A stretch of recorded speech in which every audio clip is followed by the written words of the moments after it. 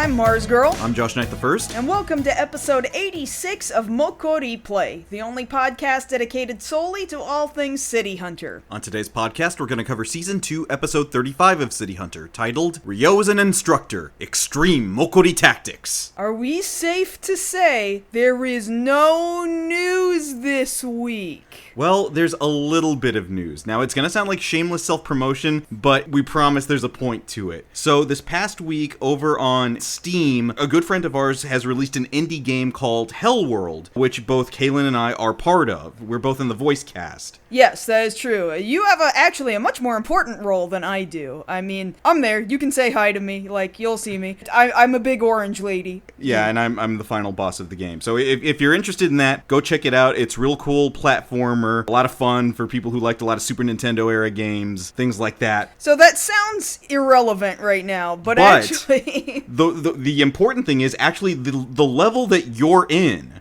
Fist Gulch. If you go to Fist Gulch, the part of the game that Kaylin's character is in, your character's name's Bareth, right? Yes. If you go to that and get to the boss level of the game, that level is... the boss of that particular level. Of Fist Gulch. That happens in a wrestling arena. And if you look in the background, there's a bunch of signs like you would see at like AEW or People WWE. holding up signs, yeah. And if you look over by where the bosses are on the right side of the screen, you might notice a very familiar sign if you've been keeping up with this podcast. Well, you might be less familiar because this was a long time ago when we talked about there was one of these princesses from a fake land or something, right? And there's this news footage in City Hunter on TV of this country that's in turmoil and they're going through like a civil war or whatever. Yes. And Sunrise had written all of these stupid signs out in the crowd that were just Romanized English letters, but they didn't actually mean anything. They just put a bunch of letters together to make it look like a foreign language, but it's just nonsense words. And one of them was Bedeft Loe, and the other one was Dobu Moo. Dobu Moo. So if you look on the right side of the screen during the first phase of the boss fight, you will see, just like in the episode, a sign that reads Dobu Moo. So this was my fault because the creator of the game, their name's Lisa, and they were making this part of the stage and they were just putting a bunch of bullshit signs back there. And I just kind of casually said, this is a real Dobu Moo moment. Like, I put the screenshot in our group chat and they're like, oh, well now that's gotta go in there. And now it's in there. It's in this game. So now there's this sneaky City Hunter reference that, like, it's such a deep cut that nobody's actually going to care about. People are going to be confused. What is Dobu Moo? And it's a reference to something that also doesn't actually make any sense. From this stupid show from the 80s that nobody is going to... Like, who's looking there? Who's looking there other than us? That's really only for us. And they kind of told us that. But that having been said, there is some City Hunter reference in this game. Also, the game's really fun, so go check that out. Yes. It's called Hell World. Check that out. It's playable now. It's on Steam and itch.io. It's on there right now. Right now. It's a lot of fun. But that having been said, let's go ahead and get into this week's episode, which is about Ryo having to teach this young girl about how to defend herself in dangerous situations. She's a young woman, Josh. They never say how old she is, though. Okay, well, I think it's safe to say this is a young woman. Okay, fine. Young woman. That's fine. Because when you say young girl, I'm thinking, oh, like a 9-year-old. No, okay, fine. Young woman. Is somebody at least 20? Let's say that she's...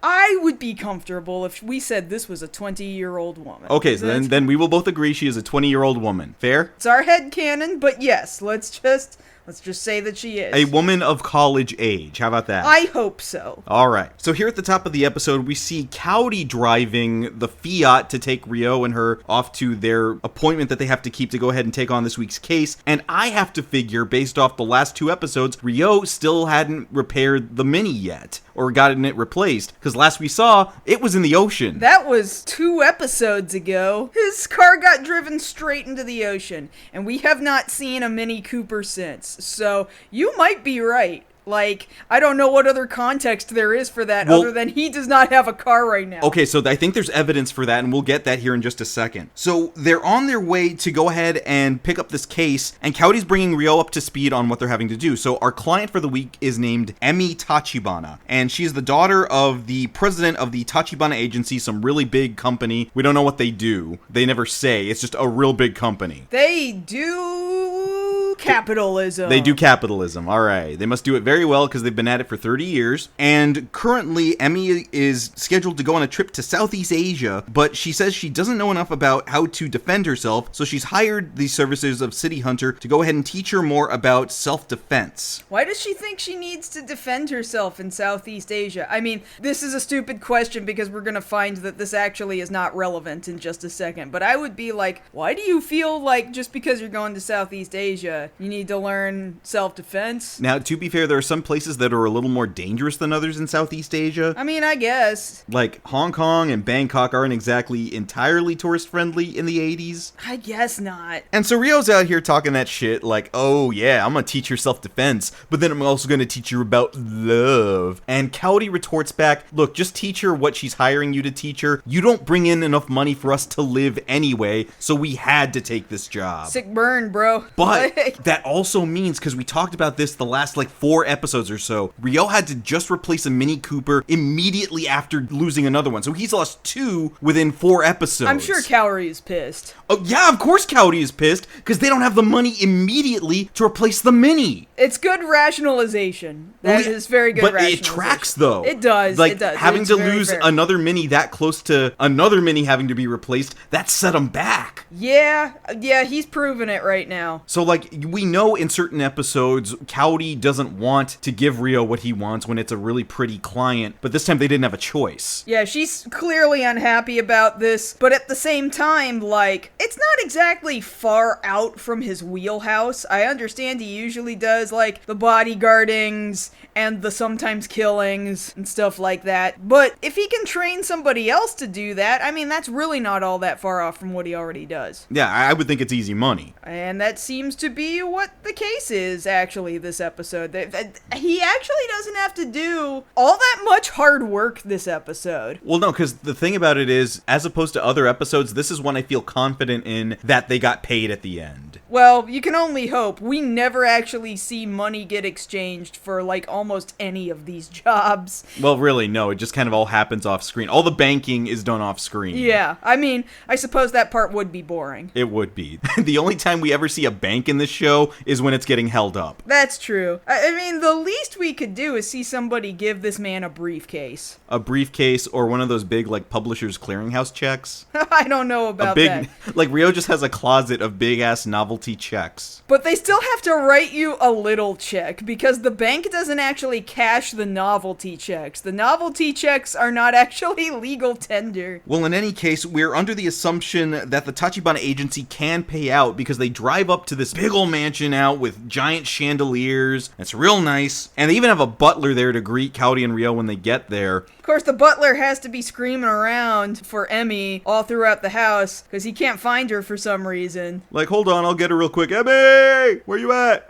And then here she comes, rappelling down from the second floor. She's in combat fatigues. She's got her hair up. She is very pretty, but she's like, ha, I'm here to have you start training me. Actually, Rio seems to take this pretty seriously. I don't know that he was expecting a girl who was really serious about doing some kind of self-defense or just so much preparation. Well, yeah, because in general, a lot of the cases that we run into with City Hunter, more often than not, the girl is either a scientist or a real girly girl. Right. And so it's not very often, that Rio actually deals with somebody who's serious about everything that he has to say. And I think we see that throughout the episode, that he's kind of happy that his expectations were exceeded. Yeah, so 90% of the time, he's actually doing his job. Yeah, which is better than most other episodes. It's a higher percentage than usual. So Emmy brings out this tray, or she has the butler bring out this tray of all these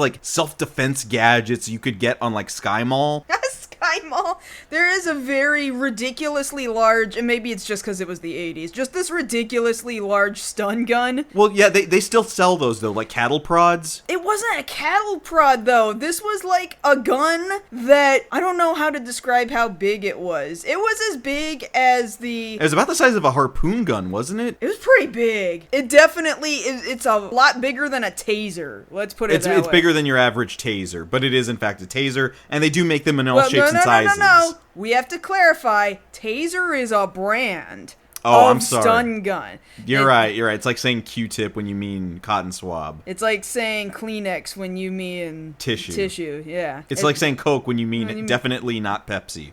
when you just mean soda. Yeah. So Ryo's like, okay, that's cool. You got all this stuff. I mean, you kind of look like you're serious. It's all good for attack, but I don't know. Like, are we really ready to do this? And the butler's like, are you sure you got the right guy for this? And Ryo's like, yo, no, we're great. We're good to start. Hey, Cowdy, why don't you get the hell out of here while I start training her? And Kaori is very aware of what that means, and she's very upset because Ryo has just locked her out of the room while Ryo does genuinely start training her, actually. Now, I do want to say this up front that for the most part throughout this episode, all of the advice that Ryo gives to Emmy about self-defense is actually usable. It is actually usable. The problem is that Ryo is asking her to use it on him. That's where the problem comes in, but he's not wrong. So, like, the first thing he says to her is like, well, you've got to start shouting. So the first thing I need you to do... Scream.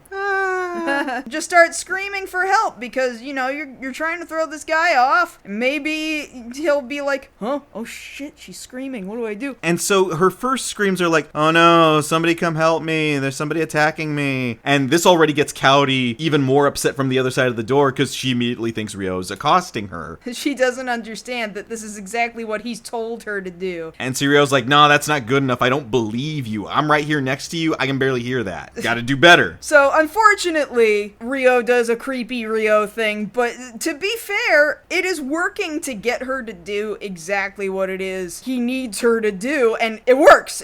So he takes off his jacket and starts lunging at her like the predator that he is. She just doesn't know that that's actually who he is. But yeah, the lunge is enough to make her literally scream for her life, and here comes Cowdy through the door. No, not through the door, because she still can't get through the door. She has pulled out her hammer on the other side of the door, but she knows she can't get through the door, so somehow she has left the house entirely, gone outside, and then busts through the window on the other side of this room with this hammer. So, like, I'm under the assumption, I don't know why I thought this, there's no proof for this. Somehow, in my mind, I thought they were on the second floor. They're probably on the first floor. No, I thought they were on, from the looks of the window, like, you see branches of trees. Okay, so we're on the same page? Yes. Okay, then the way I saw this in my head, because we don't actually see it on screen, but the way I took it is, yeah, she like Bionic Man jumped through the air a story up. Or she had climbed this tree and jumped out of the tree. Either with way, this hammer. She was real hardcore, comes crashing through this window to get Ryo with the pervert extermination hammer. She's got some good hammers this episode, actually. And the thing of it is, though, I have to be upfront with you. So when she pulled the hammer out on the other side of the door, one side did not have writing on it. And then when she came in through the window, there was writing seemingly on the other side. So I do have to give you credit, Kaylin. It does appear that the writing sometimes only shows up on one side of the hammer. I told you. I admit to it. Okay. And I'm probably never going to hear the end of it. No, that's it. That's all we needed to talk about. It's fine. Oh, well, great. You're just gonna get a hammer later, that's all.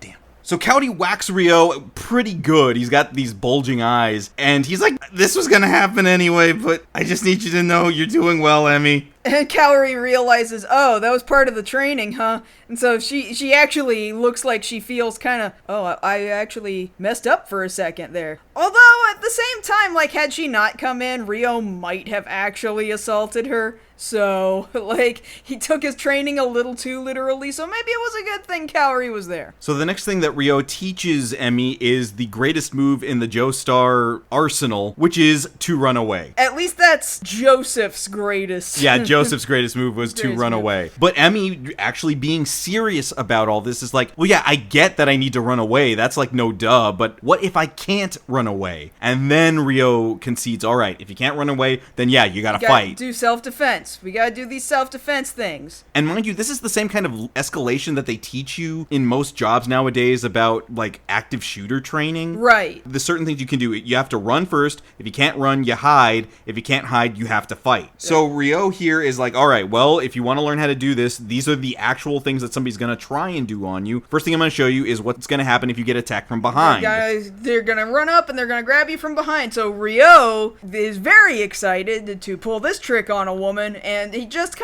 it doesn't just grab her the way a person would typically grab a person, like around the neck and then kind of pull him back or whatever. Like, he wraps his entire person around Emmy, as if what? Like, as if he's a koala hanging onto a eucalyptus tree. Yeah, that's a good comparison right there. Like, this is comically very childlike, I'm climbing a rope in gym class kind of a wraparound sort of. Yeah, it's ridiculous. And of course, this pisses off Cowdy as well, but Emmy tells her, no, I actually know how to handle this. I got this. And she's able to judo throw this man, actually. Well, she actually had a really good self-defense combo here, actually. What she does is she bites his arm. She does do the bite. She elbows him in the chin and then kicks the hell out of his nuts. It's weird. It was a side kick, and somehow the side kick got him in the nads. I mean, you could still do it. Like, if but did you see the trajectory of her foot? Okay, yeah. The ending pose of her kick might have been a little off. It's like it should have clocked him in the chest. Well, in the solar plexus, yeah, from where her leg was still positioned. Right. And again, Rio's on the floor, and he's like, okay,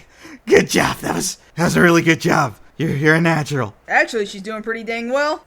And see, the thing about it is, everything that he's done to quote-unquote assault her is within the context of training, actually. Yeah. And this is like one of the only times this ever happens. The rest of it, he is taking it very seriously this entire time. So yeah, what happens first? More training or the conversation with the guy at the there's this conversation. So after they're done training for the day, they go ahead and get some information given to the audience here by Emmy having this conversation with this man by the name of Kudo, who we find is the vice president of Tachibana Agency. He was friends with her dad for a real long time. 30 years. She's known him basically her entire life. Right, and he's always been real nice to her, almost like a second dad. Yeah, like she's talking about him like, oh, he was there for me when my dad was on business trips. He would give me advice. He would like lift me up and play with me as a kid. A real good guy, seemingly. There's footage or these shots. These flashbacks. These flashback shots that make it look like these are actually two dads raising a daughter together. I'm like, oh, it was like that.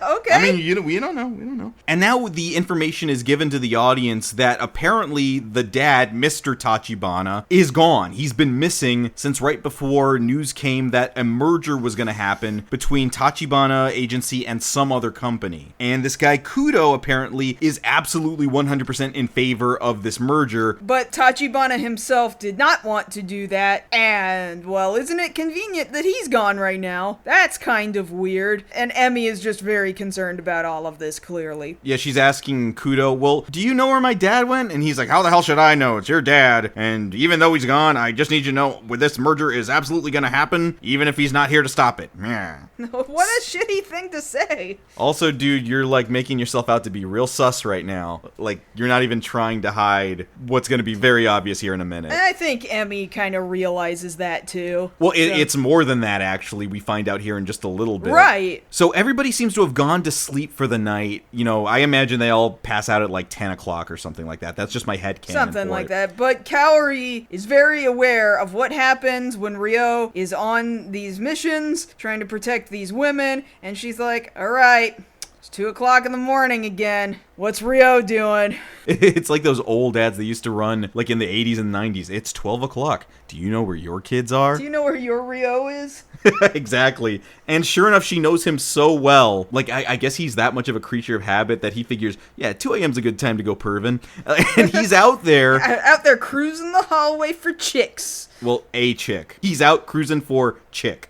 You know, that's what I mean. And he's going into Emmy's room, and mysteriously, she's not in there. Well, not only is she not in there, he starts looking around and, well, first things first, there's just underwear lying on the bed. Like a change of clothes for her for the night, I assume. Which Ryo is very interested in, because he's Ryo. So... And the man has a fetish. He's got a problem, Josh. Like, he needs help.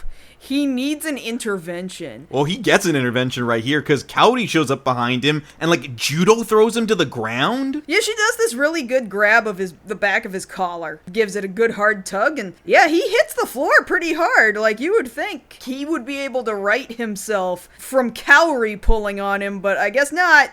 Or it's one of these situations where because it's Kaori, he lets her get away with more. I don't know. I got the feeling from the animation this week that she actually did a really good job catching him off guard. It could be. And so Kaori, she's in the right to be like, why are you in here creeping around this person's room? Except Ryo actually has a really good excuse right now. Like, would you look around you right now? Does this look like somebody who's about to go travel to Southeast Asia to you? Because she doesn't have any luggage. Where's all of her packed up stuff? She has nothing packed. There's nothing here to pack. And she's like, oh, snap, you're right. And so they go looking through the house trying to find where Emmy is, and they make it all the way down to like the basement where, funny enough, Emmy isn't packing up for a vacation. She's actually training with firearms. I mean, she's not doing real great, but she's trying. And so Ryo immediately comments on what she's doing. Oh, you're training with a Mauser? And he's like giving off all these stats that he knows just off the top of his head for what a Mauser can do, the weight distribution and everything. And he's like, that's a pretty strong gun for somebody like you. And she's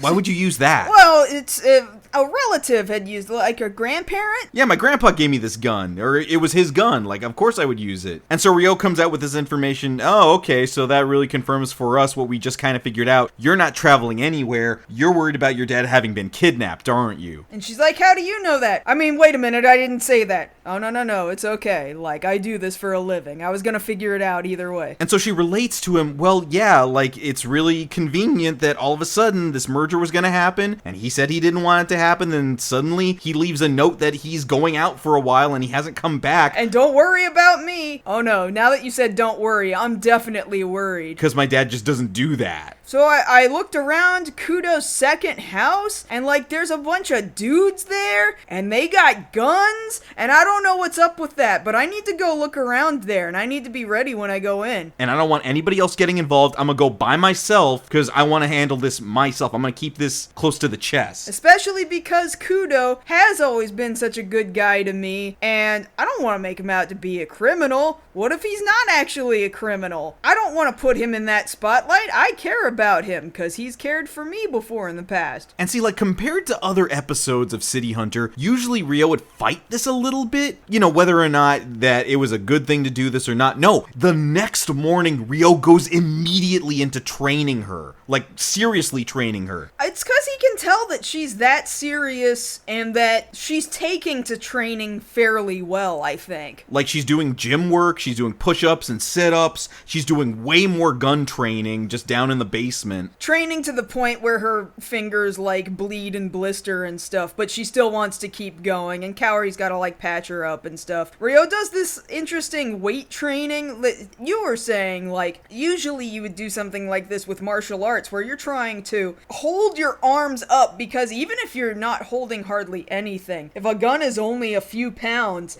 if you're holding it there for a long time, it's gonna feel like you're carrying an anvil. Right, so it's basically resistance training to strengthen up her wrists, because he's saying, well, you keep dropping the gun and your aim is suffering for it, so we gotta work on this. Right. But yeah, as she's gone through all this, she's getting blisters and stuff. Cody's there to patch her up, and she's complimenting her like, man, you're real tough to be putting up with all this stuff from Ryo and all this training. Like, I really gotta give it up. You're pretty cool for that. Even a lot of guys wouldn't be able to put up with this much training. But I gotta ask, why are you protecting this guy that we're all pretty sure kidnapped your dad? Why are you doing that? I mean, once again, like, he was good to me. Like, what if he's not actually a criminal? I don't want to make him out to be a criminal. And she's like being really rational about all this. Like, I don't want to fault him for this. Like, maybe the business just got too big for him and he fell to temptation. I don't know. I don't want to, throw this guy out in the rain. And like, she's being really compassionate for this guy. Even though if I suspected this guy of kidnapping my father, I'd have been like, man, that betrayal really stings, man. I don't know. I can have a little bit of compassion to not want you, like,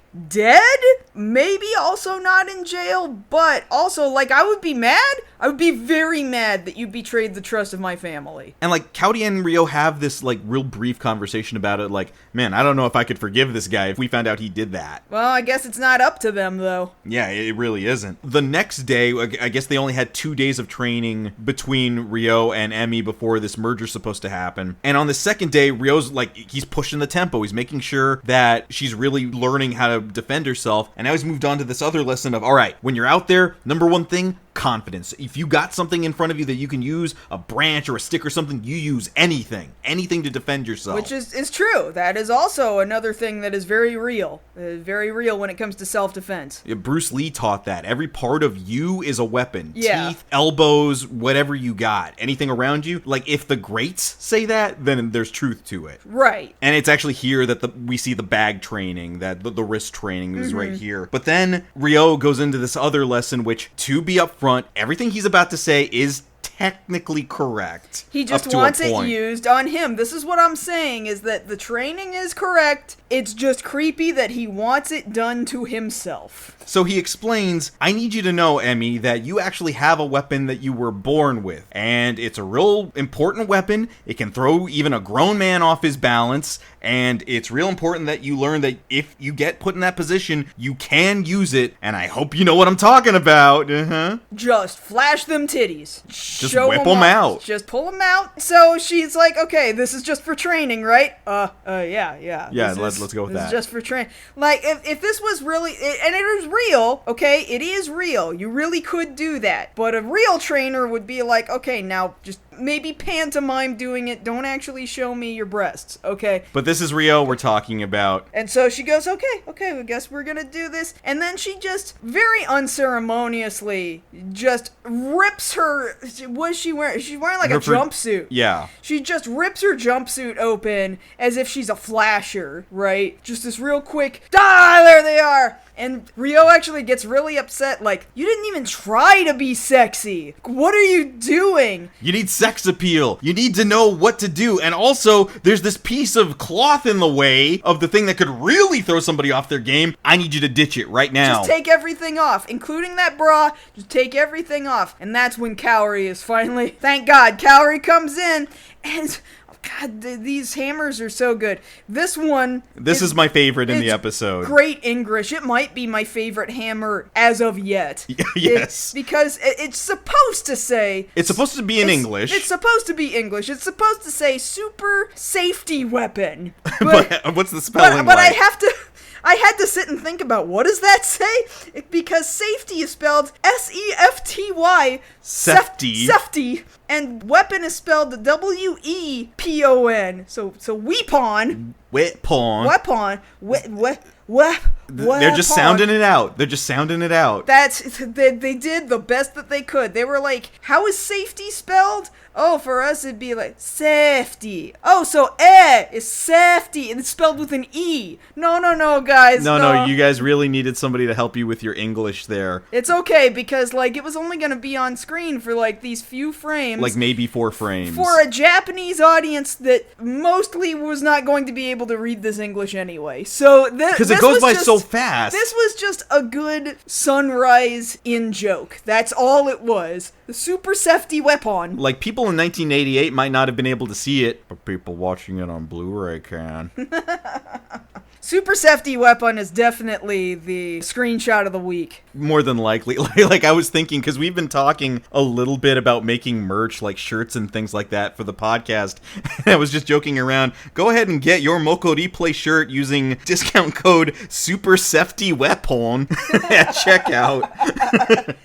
I want to hold on to that. I don't want to lose Super Sefty Weapon. It's right up there with Dobumu for me. It really is. It's so good. And can we talk about Kaori's fit right here? She's got a good suit all of a sudden with a tie. I know. Like, I'm thinking, like, are you trying out for season 3 of Sailor Moon right now? Like, are you going out for Haruka right now? I mean, maybe. Like, she looks that good in the suit. She really looks does. Sailor Uranus good in a suit. But as an adult. Yes. Super Sefty Weapon. Super Sefty Weapon. And so Ryo, as he is under the influence, mind you, the weight of this Super Sefty Weapon, he's trying to get it out. Okay, so that's the end of the lesson. You surprise him first, but only use that gun you got as an absolute last resort. You got it? And she takes it very seriously. And now she's like, okay, I'm ready. I'm going to go out there and I'm going to do this thing. And I'm going to do it by myself. in my nice little yellow VW Bug. And the thing about it is, I'm like, is that another Transformers reference? No, it's just... Yellow VW Bug? Come on. But Volkswagens are just good. But they're also Bumblebee. Anyways, so they're watching her drive away, and Kaori's like, are you really just gonna let her go and do this all by herself? And Ryo seems to seriously be like, well, she's gotta do it. She's gotta go out there and do this on her own. But you know, he always follows somebody just to make sure. This always happens. Every time. Every time? Every time. Every time. And the thing of it, too, is, like, even though we know, based off history, that's exactly what's going to happen, and it does. It's not a secret. Yeah. It's the fact that I think more so than any other client that he's ever had, I honestly feel like Ryo had real confidence in Emmy. Yeah, I agree. He let her do as much as he thought she could handle all on her own. Because I look at it this way, compared to somebody like, say, Kaori, where it seemed like it took a really long time for Ryo to trust her to actually physically get in there on cases, I think it says something that he trusted Emmy within 48 hours to go do most of this. Yeah, but well, on top of that, he actually cared about what happened to Kaori and didn't want her to get hurt. I mean, it's not like he doesn't care what happens to Emmy. He needs to get paid. Yes, but I don't think he's got the same kind of emotional attachment. Kaori was just going to be an important person based just on the relationship to Makimura. Like, it's a totally different relationship. He doesn't have a choice but to let Emmy go and handle this. In any case, Emmy makes it all the way out to that vacation home in the woods that Kudo has, and sure enough, there's all these armed guards there, and she deduces very easily, very quickly, oh man, I can't do a frontal assault. Alright, so that's out. Then we have to resort to surprise attack, and she goes... We have to Home Alone this shit, although Home Alone won't come out for another, like, 3-4 years. 4 years, I think it is. 3 years? Because it's are 88, right? Are we still in 88? It yeah, hasn't so 89, 90, 90... It came out in 92? I thought it was 91. Ah, shoot. Hold on. Oh, we're doing this again. All right, here we go. We're looking it up. 90.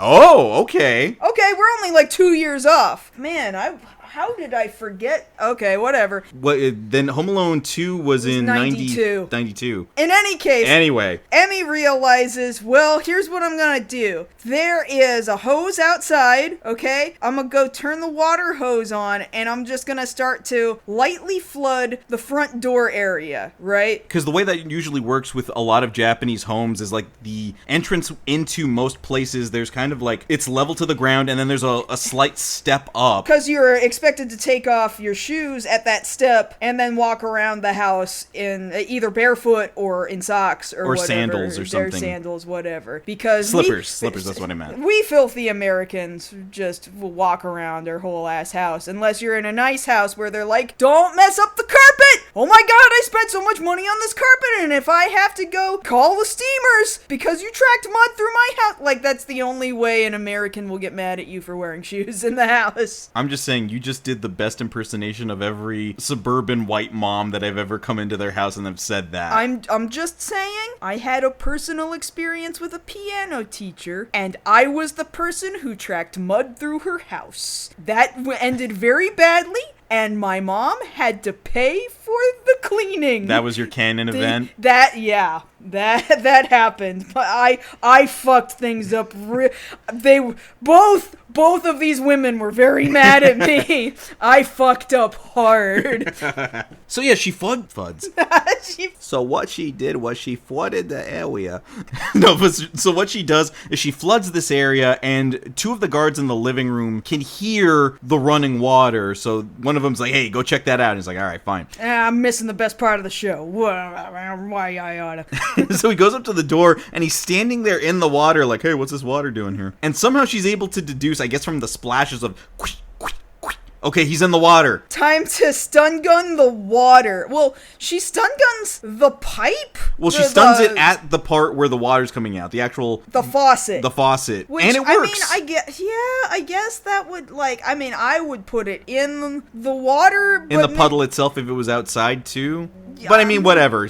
Basic concept is there. Yeah, I mean, I understand what she did. It's That's fine. like a 4 on the Kevin McAllister scale. All right, great. So that guy has been electrocuted into passing out. Okay, he's there in the water, having been electrocuted, and another guy comes. The second up, like, guy, yeah. He's like, "Hey, what the fuck?" And so he goes to check on the first guy, and so Emmy goes around to where that guy was sitting in the living room, and then chucks a rock through the window. And he's like, "Hey, what the fuck?" He goes back upstairs or wherever he was. And no, it's also on the first floor. Yeah, it was there on the first floor. Yeah. And so she's got this, like, watch she got from the Sharper Image, right?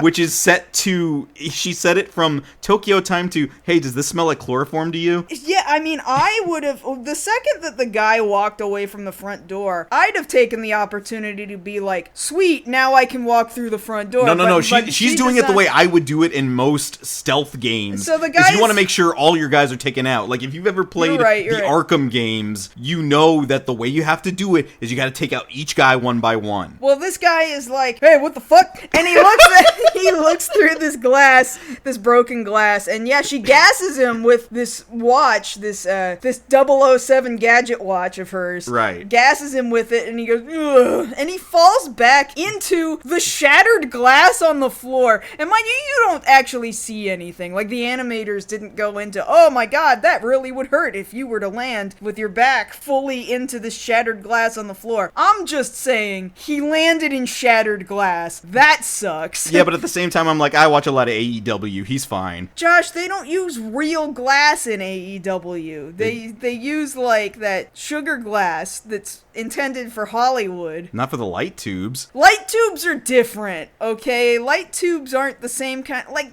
we're talking about, like, window pane glass here. But he's a bad guy. It's okay if he gets hurt. Yeah, I'm not saying it's not okay. I'm saying that it would suck to be that guy. That's all I'm saying. So upstairs, we see that, in fact, this is where her dad is being kept. He's been blindfolded and he's being kept under heavy sedation, so he doesn't know where he is. And he's got a guard in his room who's dressed surprisingly like Captain N. Yeah, he just doesn't have, like, it's a letterman's jacket without the letter on it. Yeah, and instead of a light gun, he has a gat. Well, not a gat, like, probably, like, just a regular-ass pistol. A blat. He's got a blat, not a gat, a blat. I mean, I don't know if that's what that's called. I just made it up right now. Well, you could have used, like, blicky, but I wouldn't have used it, but a blat is good, too, because it go blat! And that's what I'm saying. And so this other guard, because apparently there's only, like, so many guards here. This other guard in sunglasses comes in and he's like, "Hey, I heard something downstairs. Go check it out, Captain N." And he's like, "All right." And he goes downstairs and... This is stupid, I think. This is the dumbest thing Emmy does all episode. Is she tries to interrogate the guy she just knocked out. Well, that's true. She's shaking this guy who's passed out, like, "Where's my dad?" And he's just there like, "What'd you do with my dad?" And this guy's, like, drooling out the corner of his mouth. What the fuck? Like, she's not gonna get anything out of this guy. You just knocked him out. Right. And we see at the front door, the first guy that she took out with the stun gun is starting to get up, but he immediately gets knocked out by Ryo. Oh yeah, he did show up, huh? Yeah, because like we knew, Ryo had to show up to see how his work turned out. Which was mostly okay. But we don't need to tell her that he's here yet. So Captain N comes down the stairs, opens the door like, "Hey, what's going on down here?" And he keeps looking around. So he leaves the door to the upstairs open. For some reason. Like, if I knew there was an intruder downstairs, I wouldn't just leave the door open. That's true. But it's really convenient for Emmy because she's like, "Oh, I can go check up there. Maybe that's where my dad is." And then sure enough, she goes up the stairs. And there he is, asleep on the bed. She sees a bottle of sleeping pills next to him, like, "Oh, they really knocked you out good." But what she didn't count on, because she thinks the only other guard was Captain N downstairs. But no, there's still a guy up in there. The sunglasses guy. Sunglasses man. And he's got a gun. And he's like, "Ugokuna! Ugokuna! Ugokuna!" Which, again, that's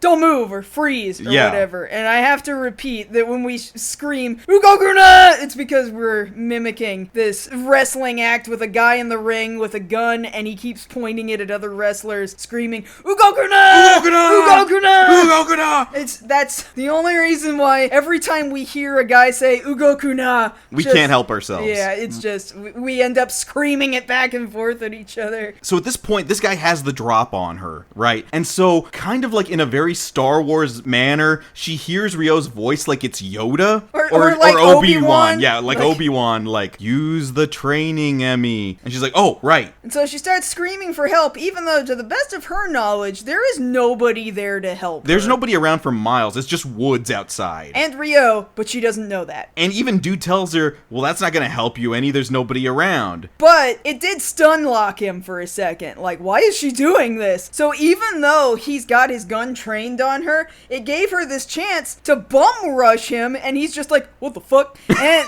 straight out the window. Well, he's lucky because the window, even though they're up on the second floor, there's a balcony there. Well, there's there's a deck beneath them. It's not even beneath them. It's on the same floor. So it's through the window. No, they went down a whole floor. Did they? Are you sure? I'm not so sure. No, they went down a whole floor because now they're back. They're going to be back in the main room where Captain N was after this. So then was there 3 floors? No, there's only 2 floors. They went out the window on the second floor and ended up on the first floor deck. The deck wasn't on the second floor? No, the deck's on the first floor. Okay. So, yeah, she bum rushes him through the window and then, like, elbow drops him in the gut and, like, lands on him, so he's out. He's out. And that was a good move. That was a solid hit. It was. But the problem is, now that they're back on the first floor, she's back on the same floor as Captain N, who, again, she didn't take out. She just left him down there. He sees her, and he's like, Ugokuna! Ugokuna! So we've got another guy screaming Ugokuna at this woman. And so now she remembers the rest of Rio's training, and so she tells him back, oh, if you're going to shoot me, go ahead and shoot me. If you're not going to be distracted by this. These titties.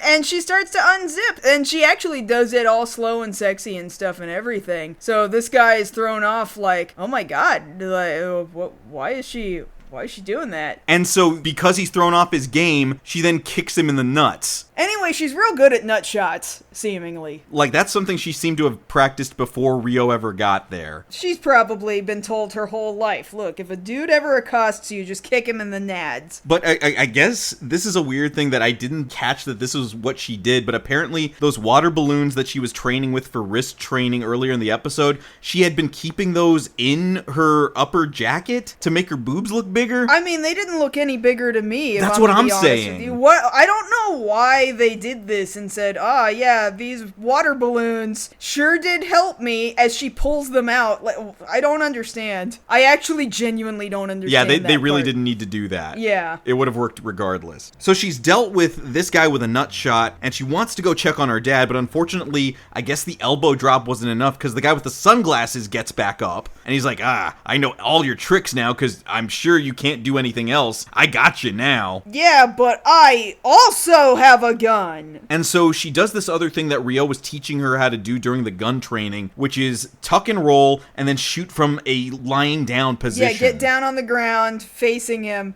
She's doing this all still with her jumpsuit unzipped, like her boobs are still kind of hanging out a little bit. I mean, thankfully, we're not like lingering on that. Like, they're not giving a bunch of gratuitous shots of that, honestly. No, it's just a fact of the scene, and the attention is being paid to, we're about to have a shootout right now. And then she shoots, and he is hit in the shoulder with a bullet. And even she asks, did I do that? And I'm like, if you have to ask the Steve Urkel question of, did I do that? It's almost always, no, you didn't. Rio is in the other room. Rio, is that you? There he is. He's literally there with the smoking gun. So Rio comes into the room just after the shot rings out, and she's asking, did I actually shoot a man? He's like, hey, good job. What's going on? Wait, when did you get here? And he still is like, that part's not important. The important part is we saved your dad. Also, Kaori, get in here. Kaori comes in, and guess whose ass she's dragging into the room? It's Kudo. And the thing about it is, like, Kaori's bringing him in like it's a cop bringing in a perp to the station. Look, this man is old, and he doesn't look like he works out a whole lot. I bet you he's not strong enough to resist Kaori being able to get his hands behind his back and drag him upstairs. I'm just saying, like, Kaori's, like, showing some surprisingly big dick energy this episode. Yeah. And see, here, now that he's in front of everyone, everybody. He's just using every single excuse that he can come up with, like, I don't live here. This is my vacation house. I don't know what these guys are doing here. They were squatting. I don't know anything about what's going on here. Oh yeah, I bet you these guys are gonna tell you differently, like, once they start talking. Also, don't you understand that, like, Emmy was trying to help you? Even though you just did a really shitty thing. She still doesn't want to call the cops on you. You just need to realize you have made her so sad, but she's still being so kind to you. And I don't know, that works, I guess? Like, he realizes, oh no, I do care about her. Why did I do this? Well, because, like, blah, blah, blah. Well, it's the way that she comes at it of, like, look, Mr. Kudo, I would really prefer it if my dad didn't know that you had him kidnapped. So can you just help me get him out of here? And, like, that's the thing. Like, she's not yelling at him. She's not being like, what the hell are you doing? Why'd you do this? Like, she's just like, let's just move past it. Let's just move on. That is not what I would do. No. That is not what I would do. I would at least punch the guy. He earned that. Yeah. Minimum. But no, he, like, breaks down in front of her from this kindness. Like, oh God, what did I do? Okay, let's go get your dad. I think he's gonna remember something. Like, he's been out for a couple of days at least. Maybe a week? I don't know. We don't actually know how long it's been. I assume it's been like a week. That they've just had this man drugged up. Like, they might have to, like, put an adult diaper on him or something. He doesn't ever go to the bathroom? He doesn't ever eat? Really? And you don't have him hooked up to any, like, IV or something? Like, I think he's gonna remember something. You would think. Or if, at the very least, he's gonna wake up like, where have I been for the last week? I need to launch an investigation. No, don't do that. What I'm saying is that it looks real nice, it looks great, it all works out for this family and the business, as far as we know, and Kaori and Ryo get paid or whatever. But the very first thing that happens after the episode ends is this guy wakes up and he's just like, what the fuck? And he's like, why did you do this to me? I'm gonna make sure the board fires you. Like, well, but they're not gonna say anything. They're not gonna tell. Like, they're saying up front, they're not gonna tell anybody. Emmy won't say anything. You don't know what the dad's gonna do. Well, no, I'm saying, like, if Kudo decides to come clean of his own volition and be like, hey man, just so you know, the reason you haven't been conscious for the last 5 days, I was being an ass. My bad. Like, I'm gonna go. I don't know how forgiving the dad's gonna be about something like that. We don't know the dad at all. But that's saying he finds out. But in any case, they're leaving. They're seemingly over all of this. But on the way out from the woods, Emmy kind of says to herself, yeah, Ryo probably made that shot. That was probably not me. I'm glad she realizes it at least. Because most people don't realize that it was Ryo. Like, you remember that one kid who was, like, in love with Kaori? He had the unloaded gun. He's like, did I do that? Oh, man, I'm an excellent shot. Like, he actually believed the hype. He did. And I get why Ryo would have so much faith in her in this episode, because she actually realized, I didn't do that. She's not an idiot. So here we are up on the roof of this now vacant house. Well, we're on that balcony. On this deck.